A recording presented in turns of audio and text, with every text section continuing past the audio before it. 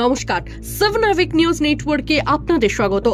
বকেয়া পাওনার দাবিতে ঠিকাদারদের বিক্ষোভে উত্তেজনা পানিহাটি পৌরসভায়। ঠিকাদারদের অভিযোগ, দীর্ঘদিন ধরে তাদের বকেয়া মেটাচ্ছে না পৌর কর্তৃপক্ষ।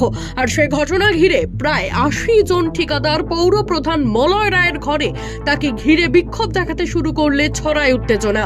ঠিকাদারদের মূল অভিযোগ, বর্তমান ফিনান্স অফিসারের বিরুদ্ধে হলেও তার আঁচ গিয়ে পড়ে পৌর প্রধান সহ অন্যান্য পৌর প্রধান পারিষদদের ওপরেও।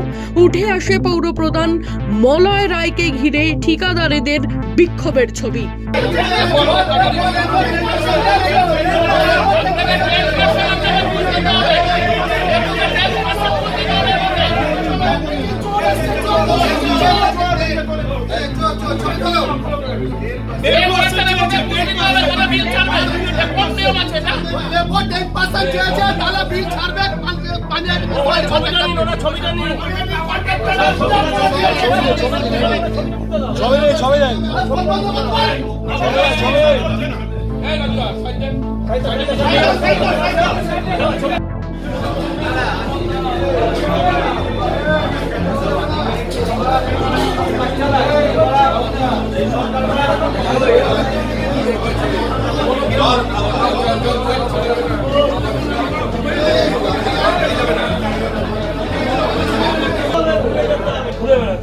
কোন জায়গাটা অসুবিধা হচ্ছে আপনি বলেন যে এই প্রবলেমটা আমার অসুবিধা হচ্ছে, এটাকে আপনারা শর্ট আউট করে দেন, আমি পেমেন্ট গুলো ছেড়ে দিই।